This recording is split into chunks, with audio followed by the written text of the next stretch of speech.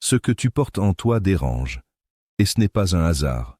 Il y a dans ta manière de voir une précision presque troublante, comme si ton esprit lisait entre les lignes d'une réalité que les autres prennent au premier degré. Tu ne fais pas que regarder, tu discernes. Tu ne fais pas qu'écouter, tu captes l'intention cachée derrière les mots. Et cela crée une tension silencieuse autour de toi. Jérémie 1,5. Avant que je t'ai formé dans le ventre de ta mère, je te connaissais. Ce verset révèle une vérité que peu acceptent pleinement. Certains esprits sont préparés avant même leur arrivée dans ce monde. Cela signifie que ton niveau de compréhension n'est pas une acquisition tardive, mais une activation progressive, une mémoire spirituelle qui se réveille. Pourquoi ton esprit semble-t-il anticiper des événements avec une précision dérangeante? Parce que tu ne fonctionnes pas uniquement dans le présent. Ton discernement est connecté à une dimension où les séquences sont déjà connues. Ecclésiaste 3,15. Ce qui est a déjà été, et ce qui sera a déjà été. Quand cela a-t-il commencé? Probablement bien avant que tu en prennes conscience, comme Samuel, qui entendait une voix sans savoir encore l'identifier. 1 Samuel 3,10. L'Éternel vint et se présenta, et il appela comme les autres fois, « Samuel, Samuel ». Comment peux-tu ressentir avec autant de précision ce qui va arriver? Parce que l'Esprit révèle avant que les faits n'apparaissent. Amos 3,7. Car le Seigneur, l'Éternel, ne fait rien sans avoir révélé son secret à ses serviteurs. Ce niveau d'intelligence ne devrait pas exister selon les normes humaines, car il ne repose pas sur l'apprentissage classique, mais sur une connexion. Daniel 1,17. Dieu accorda à ces jeunes gens de la science, de l'intelligence dans toutes les lettres, et Daniel expliquait toutes les visions et tous les songes. Daniel n'était pas en avance sur son temps. Il était aligné avec une source supérieure. Voilà pourquoi il dérangeait. Voilà pourquoi toi aussi tu déranges. Certains diront que tu réfléchis trop, d'autres penseront que tu es étrange. Mais au fond, ce qu'ils ressentent réellement, c'est une incapacité à te contenir dans leur catégorie. 1 Corinthiens 2,14. L'homme naturel n'accepte pas les choses de l'Esprit de Dieu, car elles sont une folie pour lui. Ce n'est donc pas ton intelligence qui est en cause, c'est leur limite de perception. Ce que tu vis n'est pas une illusion. C'est une activation progressive d'un appel. Et plus tu avances, plus cette clarté va s'intensifier. Jean 16,13. Quand le Consolateur sera venu, l'Esprit de vérité, il vous conduira dans toute la vérité. Alors reste attentif, ce moment n'est pas anodin, ce n'est pas une simple écoute, c'est une reconnaissance, et ce que tu es en train de comprendre aujourd'hui commence déjà à transformer la manière dont tu te vois et dont tu vas désormais avancer. Le monde dans lequel tu évolues repose sur des repères visibles, mesurables, rassurants pour ceux qui ont besoin de tout comprendre avant d'avancer. On t'a appris à analyser selon des règles fixes, à progresser étape par étape, à croire que tout doit suivre une chronologie logique. Proverbe 3,5. Confie-toi en l'Éternel de tout ton cœur, et ne t'appuie pas sur ta sagesse.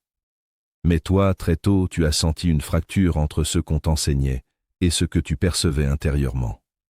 Là où les autres attendent des preuves, tu ressens déjà des certitudes. Là où ils découvrent tard, tu pressens en avance. Jean 2,25. Il n'avait pas besoin qu'on lui rende témoignage d'aucun homme, car il savait lui-même ce qui était dans l'homme. Cette capacité n'est pas nouvelle. Elle s'inscrit dans une lignée d'élus qui ont toujours dérangé leur époque. Joseph, par exemple, voyait des réalités invisibles à travers ses songes, bien avant qu'elles ne se manifestent. Genèse 41,25. Ce que Dieu va faire, il l'a fait connaître à Pharaon. Ton problème n'est donc pas ton fonctionnement, mais le cadre dans lequel tu es observé. Un cadre qui valorise la conformité au détriment de la révélation. 1 Samuel 16,7. L'homme regarde à ce qui frappe les yeux, mais l'Éternel regarde au cœur. Cela explique pourquoi tu as été incompris. On t'a accusé de trop réfléchir, alors que tu percevais simplement plusieurs niveaux en même temps. On t'a jugé intense, parce que tu ressens ce que d'autres ignorent. Mais en réalité, tu n'exagères rien, tu captes plus. Ce décalage crée une tension intérieure, une forme de solitude que seuls ceux qui voient clair peuvent comprendre. comme Élie qui pensait être seul face à une génération incapable de discerner. 1 Roi 19, 14. Je suis resté moi seul, et ils cherchent à m'ôter la vie. Et pourtant cette solitude n'est pas un abandon, c'est un positionnement, parce que dans un système limité, une conscience éveillée devient une anomalie. On doute de ce qui ne s'explique pas. On rejette ce qui dépasse les normes. 1 Corinthiens 1, 27. Dieu a choisi les choses folles du monde pour confondre les sages. Alors certains te classent comme différent, mais d'autres ressentent quelque chose de plus profond, une forme d'intelligence qui ne suit pas les règles habituelles, une perception qui semble contourner le temps lui-même, et c'est là que naît cette idée troublante. Et si tu n'étais pas limité comme eux? Mais cette interprétation reste incomplète, car ton intelligence n'est pas une anomalie biologique ni une avance humaine. Elle est le fruit d'une connexion, une sensibilité à l'esprit qui révèle avant que les choses n'existent pleinement. Daniel 2, 28. Il y a dans les cieux un Dieu qui révèle les secrets. Ce que tu vis aujourd'hui est donc un conflit entre deux réalités, un monde qui fonctionne par limite et une conscience qui capte au-delà. Et cette tension ne fait que commencer. Tu n'es pas en avance, tu es aligné. Cette distinction change tout. Être en avance suppose une progression humaine plus rapide que les autres. Être aligné signifie être connecté à une source qui dépasse le temps lui-même. 2 Pierre 3, 8. Pour le Seigneur, un jour est comme 1000 ans, et 1000 ans sont comme un jour. Cela veut dire que ce que tu perçois n'est pas une projection intellectuelle, mais un accès partiel à une vision globale. Dieu ne découvre pas les événements, il les connaît déjà dans leur totalité. Ésaïe 46, 10. J'annonce dès le commencement ce qui doit arriver, et longtemps d'avance ce qui n'est pas encore accompli. Quand ton esprit commence à capter des choses avant qu'elles n'arrivent, ce n'est pas une anomalie mentale, c'est une synchronisation spirituelle, comme Élisée qui voyait des réalités invisibles aux yeux des autres. 2 Rois 6, 17. Élisée pria et dit « Éternel, ouvre ses yeux pour qu'il voie. » Ce que les autres appellent intuition est souvent une perception inspirée, une forme de révélation fragmentée. 1 Corinthiens 2, 10. Dieu nous les a révélés par l'Esprit. Ce qu'ils appellent chance n'est qu'une trajectoire guidée. Psaume 32, 8. Je t'instruirai et te montrerai la voie que tu dois suivre. Et ces coïncidences, répétées dans ta vie, ne sont pas des accidents. Elles sont des points de connexion entre le visible et l'invisible. Proverbe 16, 9. Le cœur de l'homme médite sa voie, mais c'est l'Éternel qui dirige ses pas. Mais cet alignement a un prix que peu sont prêts à payer. Il t'isole. Il t'oblige à avancer sans validation constante. Il t'expose à des jugements basés sur l'incompréhension. Comme Noé, qui construisait quelque chose que personne ne comprenait encore. Hébreux 11, 7. C'est par la foi que Noé, divinement averti, construisit une arche. Tu es placé dans une tension constante, suivre ce que tu ressens profondément, ou te conformer pour être accepté. Et c'est là que beaucoup abandonnent. Galates 1, 10. Cherchais-je la faveur des hommes ou celle de Dieu? Parce qu'assumer cette clarté demande du courage. Cela signifie accepter de ne pas être compris immédiatement. Cela signifie faire confiance à une direction que tu es parfois le seul à percevoir. Mais toi, tu sais déjà que revenir en arrière est impossible. Jérémie 20, 9. Il y a dans mon cœur comme un feu brûlant. Je m'efforce de le contenir, mais je ne le puis. Ce que tu as vu a modifié ta perception. Ce que tu as compris a changé ta manière de penser. Ce que tu as ressenti a brisé les anciennes limites. Tu n'es plus la même personne. Ce n'est pas une anomalie à corriger. C'est un appel à assumer. Romains 12, 2. Ne vous conformez pas au siècle présent, mais soyez transformés par le renouvellement de l'intelligence. Un appel à ne plus vivre selon ce qui est visible uniquement, mais selon une réalité plus profonde. 2 Corinthiens 4, 18. Parce que nous regardons non point aux choses visibles, mais à celles qui sont invisibles. Et cet appel n'est pas abstrait. Il a des implications concrètes. Il redéfinit tes choix, tes relations, tes priorités. Il te pousse à sortir des logiques limitées pour entrer dans une compréhension dirigée. Ce que tu vis n'est pas une simple évolution personnelle. C'est une transformation structurelle de ta manière d'exister. Et plus tu avances dans cet alignement, plus tu verras clair, mais aussi plus tu devras être ferme, parce que tout en toi te pousse désormais vers une vérité que tu ne peux plus ignorer. Ce que tu considérais comme un mystère commence maintenant à prendre forme, et chaque étape de cette révélation te rapproche d'une vérité que tu as longtemps pressentie sans oser la nommer. Ce n'est plus une impression diffuse, c'est une structure qui se dévoile, couche après couche, comme une réalité que ton esprit reconnaît avant même que tes mots puissent l'expliquer. Il y a quelque chose dans ta présence qui dépasse tes paroles.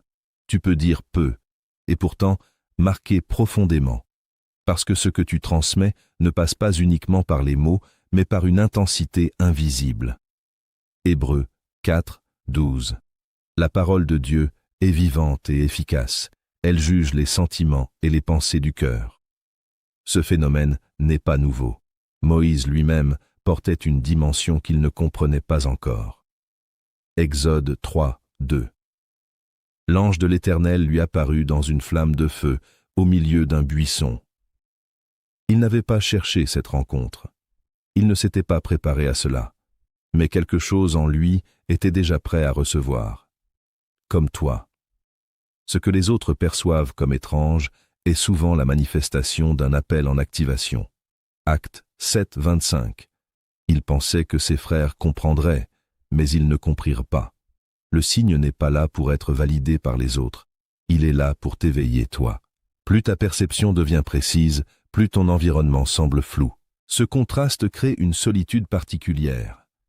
Une solitude qui ne vient pas d'un manque de présence, mais d'un manque de compréhension. Matthieu 13, 13. Parce qu'ils voient sans voir et qu'ils entendent sans entendre. Tu peux être entouré, et pourtant seul dans ce que tu comprends. Comme Jérémie, qui portait un message que personne ne voulait entendre. Jérémie 15, 17. Je ne me suis pas assis dans l'assemblée des moqueurs, ta main était sur moi. Cette solitude n'est pas une punition. Elle est une conséquence directe de la lucidité. Amos 5, 13. C'est pourquoi, en ces temps, le sage se tait. Parce qu'il comprend que tout le monde n'est pas prêt à recevoir ce qu'il voit. Lorsque les gens ne comprennent pas une réalité, ils cherchent à la réduire. Ils traduisent ce qui les dépasse en quelque chose qu'ils peuvent contrôler. Marc 6, 3. N'est-ce pas le charpentier? Même Jésus a été limité dans la perception des autres, non pas parce qu'il manquait de puissance, mais parce que leur vision était trop étroite. Jean 1, 11. Il est venu chez les siens, et les siens ne l'ont point reçu. Ce mécanisme se répète encore aujourd'hui. Ton discernement dérange, car il révèle ce que certains préfèrent ignorer. Jean 3, 20. Quiconque fait le mal est la lumière. Alors ils projettent leurs limites sur toi. Ils jugent, ils interprètent, ils doutent. Mais leur réaction ne définit pas ta réalité. Tu n'es pas en avance sur les autres, tu es connecté à une source qui dépasse le temps. Ésaïe 46, 10. J'annonce dès le commencement ce qui doit arriver. Cela signifie que ce que tu perçois n'est pas une projection, mais une révélation partielle. Daniel 2, 22. Il révèle ce qui est profond et caché. Daniel ne devinait pas, il recevait. Et c'est cette même logique qui s'applique à toi. Ce que tu captes ne vient pas de ta seule intelligence, mais d'un accès. Jean 5, 19. Le Fils ne peut rien faire de lui-même. Il fait ce qu'il voit faire au Père. Voir avant d'agir, comprendre avant que cela arrive. Ce n'est pas une anomalie, c'est un alignement. Le véritable combat ne se joue pas autour de toi, mais en toi, entre ce que tu sais profondément et ce que tu hésites encore à assumer. Romains 8, 14. Tous ceux qui sont conduits par l'Esprit de Dieu sont fils de Dieu. Accepter ton identité demande de renoncer à être validé en permanence. Galates 2, 20. Ce n'est plus moi qui vis, c'est Christ qui vit en moi. Cela signifie que ta valeur ne dépend plus du regard extérieur, mais de ton alignement intérieur. Combien de fois as-tu douté de toi, non pas parce que tu étais perdu, mais parce que tu étais seul à voir clair? Ce doute n'est pas né d'un manque de capacité, mais d'un excès de lucidité dans un environnement qui ne pouvait pas le contenir. Jacques 1, 6. Mais qu'il demande avec foi, sans douter, car celui qui doute est semblable au flot de la mer. Tu n'as pas douté parce que tu étais faible, tu as douté parce que tu étais en décalage, et ce décalage t'a poussé à te poser les mauvaises questions. Tu t'es demandé si tu étais trop, alors que la vraie réalité est que tu étais simplement différent dans ton niveau de perception. Combien de fois as-tu essayé de te réduire pour correspondre, d'ajuster ta manière de parler, de penser, de ressentir, pour éviter d'être perçu comme trop intense ou trop complexe? Romains 12, 2. Ne vous conformez pas au siècle présent, mais soyez transformés par le renouvellement de l'intelligence. Ce verset révèle une tension fondamentale. Soit tu te conformes pour être accepté, soit tu te transformes pour être aligné, et beaucoup choisissent la conformité car elle est plus confortable, mais elle a un prix silencieux, elle étouffe ta véritable nature. La vérité est que tu n'as jamais été censé être compris par tout le monde. Matthieu 7, 6. Ne donnez pas les choses saintes aux chiens, de peur qu'ils ne les foulent aux pieds. Ce n'est pas un rejet des autres, mais une reconnaissance des limites de perception. Tout le monde n'a pas la capacité de recevoir ce que tu portes, et vouloir être validé par ceux qui ne peuvent pas comprendre crée une fracture intérieure. Mais la vraie question commence ici. Pourquoi cherches-tu encore cette validation? Pourquoi ressens-tu le besoin d'être approuvé pour quelque chose que tu sais déjà être réel en toi? Galates 1, 10. Cherchais-je la faveur des hommes ou celle de Dieu? Parce que tant que tu regardes à l'extérieur pour confirmer ton identité, tu restes dépendant d'un regard limité. Et ce regard, même bien intentionné, ne pourra jamais refléter pleinement ce que tu es. Jérémie 17, 9. Le cœur est tortueux par-dessus tout, et il est méchant. Qui peut le connaître? Cela signifie que même ta propre perception peut être influencée par le doute si elle n'est pas ancrée. C'est pourquoi l'introspection devient essentielle, pas pour te juger, mais pour te réaligner. Tu dois commencer à reconnaître cette vérité simple mais exigeante. Chaque fois que tu rejettes ce que tu ressens profondément, tu entres en conflit avec ton appel, et ce conflit ne disparaît pas avec le temps, il s'intensifie, parce que ce qui est réel en toi cherche à s'exprimer, à exister pleinement, à être assumé sans compromis. 2 Corinthiens 13, 5. Examinez-vous vous-même, pour savoir si vous êtes dans la foi. Ce moment que tu vis n'est pas une crise, c'est une confrontation. Une confrontation entre ton identité réelle et les versions de toi que tu as construites pour survivre. Et tant que tu n'acceptes pas pleinement ce que tu es, tu resteras à moitié aligné, à moitié retenu. Mais dès que tu cesses de fuir cette vérité, quelque chose se stabilise, ton regard change, tes décisions deviennent plus claires, et surtout, tu n'as plus besoin de te prouver, parce que tu commences enfin à te reconnaître. Ce que tu traverses n'est ni nouveau, ni isolé.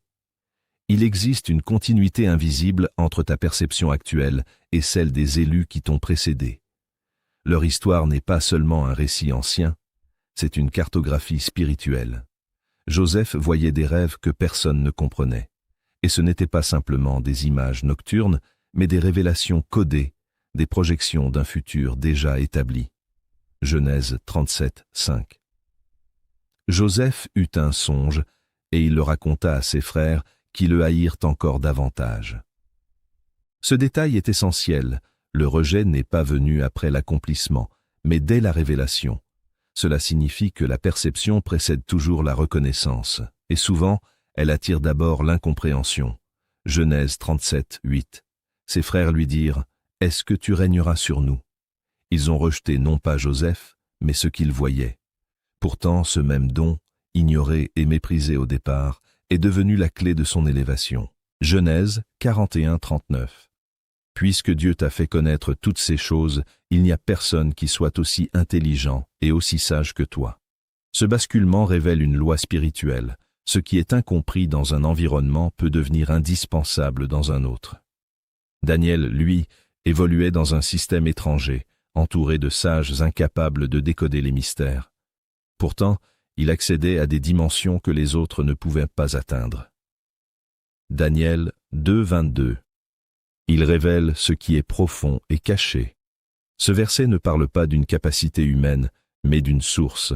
Daniel ne possédait pas une intelligence supérieure, il était connecté à une révélation supérieure. Daniel 2, 28. Il y a dans les cieux un Dieu qui révèle les secrets. C'est exactement ce que tu vis. Une perception qui ne dépend pas uniquement de ton analyse, mais d'un accès. Regarde aussi Samuel, appelé avant même de comprendre ce qui lui arrivait. 1 Samuel 3, 7. Samuel ne connaissait pas encore l'Éternel. La parole de l'Éternel ne lui avait pas encore été révélée. Cela montre que la connexion précède parfois la compréhension. Tu peux vivre quelque chose sans encore savoir l'expliquer pleinement. Ou encore David, oint bien avant d'être reconnu. 1 Samuel 16, 13. L'Esprit de l'Éternel saisit David, à partir de ce jour et dans la suite. L'activation précède la manifestation. Et entre les deux, il y a souvent une période d'incompréhension et de formation. Ces exemples convergent vers une même réalité. Ils n'étaient pas en avance sur leur temps. Ils étaient alignés avec une dimension intemporelle. Jean 8, 23. Vous êtes d'en bas. Moi, je suis d'en haut. Cette parole de Jésus résume la différence fondamentale. Il ne s'agit pas d'une supériorité, mais d'une origine de perception différente. Et les implications sont claires. Si tu continues à ignorer cette connexion, tu risques de sous-utiliser ce qui t'a été confié. Mais si tu l'acceptes, tu entres dans une dynamique où chaque révélation devient une direction. Ce que tu vis n'est donc pas isolé. C'est une continuité. Une signature que l'on retrouve chez ceux qui ont été appelés à voir avant les autres, pour agir au moment juste. Ignorer ce que tu es ne te protège pas. Cela te fragilise intérieurement, parce que ce que tu portes n'est pas neutre. C'est une direction, une responsabilité, une orientation qui cherche à s'exprimer. Lorsque tu l'étouffes, tu crées un conflit silencieux entre ce que tu vis et ce que tu sais profondément. Jonas 1, 3. Jonas se leva pour s'enfuir à Tarsis, loin de la face de l'Éternel. Chaque fois que tu ignores ce que tu ressens profondément, tu entres dans une dynamique similaire, pas forcément visible extérieurement, mais réelle intérieurement. Une tension constante, une impression de ne pas être à ta place, une fatigue qui ne vient pas du corps, mais du décalage. Proverbe 19, 21. Il y a dans le cœur de l'homme beaucoup de projets, mais c'est le dessein de l'Éternel qui s'accomplit. Tu peux essayer de construire en dehors de cet alignement, mais rien ne sera stable, parce que ce qui n'est pas connecté à ta véritable direction finit toujours par révéler ses limites. Ce désalignement produit 3 effets clairs: frustration, confusion, stagnation. Frustration, parce que tu sais que tu peux aller plus loin. Confusion, parce que tu perds la clarté que tu avais naturellement. Stagnation, parce que tu avances sans réellement progresser. Jacques 1, 8. L'homme irrésolu est inconstant dans toutes ses voies. L'hésitation devient alors un mode de fonctionnement. Tu avances, puis tu recules. Tu ressens, puis tu doutes. Et ce cycle t'épuise. Mais il y a une urgence que tu ne peux plus ignorer, parce que plus tu prends conscience de qui tu es, plus la responsabilité augmente. Luc 12, 48. On demandera beaucoup à qui l'on a beaucoup donné. Tu es face à un choix réel. Continuer à te limiter pour rester dans un cadre rassurant ou assumer ce que tu es avec tout ce que cela implique. Et ce choix ne se fait pas en parole. Il se fait dans tes décisions, dans ton positionnement, dans ta manière d'écouter ce que tu ressens profondément. Parce qu'au final, ignorer ton appel ne le fera pas disparaître, mais l'assumer transformera entièrement ta trajectoire. N'aie plus peur de ta différence. Ce que tu perçois n'est pas un excès, c'est une précision. Et cette précision n'est pas là pour t'isoler, mais pour te positionner. 2 Timothée 1,7. Car ce n'est pas un esprit de timidité que Dieu nous a donné, mais un esprit de force, d'amour et de sagesse. Ta capacité à voir ce que d'autres ignorent n'est pas une anomalie à corriger, mais une direction à suivre. Beaucoup avant toi ont dû faire ce même choix, rester dans la peur ou avancer dans l'appel. Josué 1,9. Fortifie-toi et prends courage, car l'Éternel, ton Dieu, est avec toi. Tu n'es pas seul dans ce processus. Même lorsque tu doutes, il y a en toi une voix constante, calme mais ferme, qui te guide. Ésaïe 30:21. Tes oreilles entendront derrière toi la voix qui dira « Voici le chemin, marchez-y ». Cette voix n'est pas confuse, elle ne t'a jamais conduit dans l'erreur, même si elle t'a parfois mené dans l'inconfort. Et c'est là que réside la différence. Elle ne cherche pas à te rassurer, elle cherche à t'aligner. Proverbe 20:27. L'esprit de l'homme est une lampe de l'Éternel. Cela signifie que ce que tu ressens profondément peut devenir une direction fiable si tu apprends à l'écouter sans la filtrer par la peur. Alors commence simplement. Ne cherche pas à tout comprendre d'un coup. Avance avec ce que tu sais déjà. Luc 16:10. Celui qui est fidèle dans les moindres choses l'est aussi dans les grandes. Chaque décision alignée renforce ta clarté. Chaque pas assumé stabilise ta position. Ce n'est pas une erreur. C'est une mission qui commence à être prise au sérieux. Ce niveau d'intelligence n'est pas une anomalie.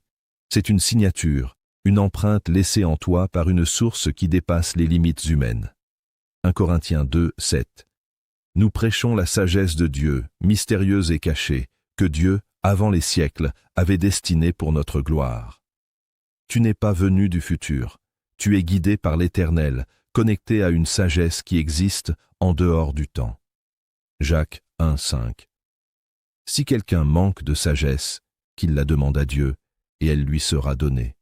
Alors avance maintenant sans te diminuer, sans t'excuser pour ce que tu perçois, sans chercher à rentrer dans des cadres trop étroits pour ce que tu es devenu.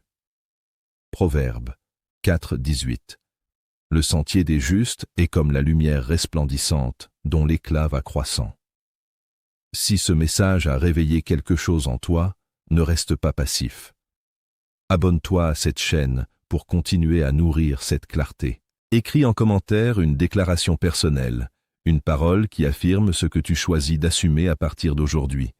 Et surtout, partage cette vidéo à quelqu'un qui doute encore de ce qu'il porte.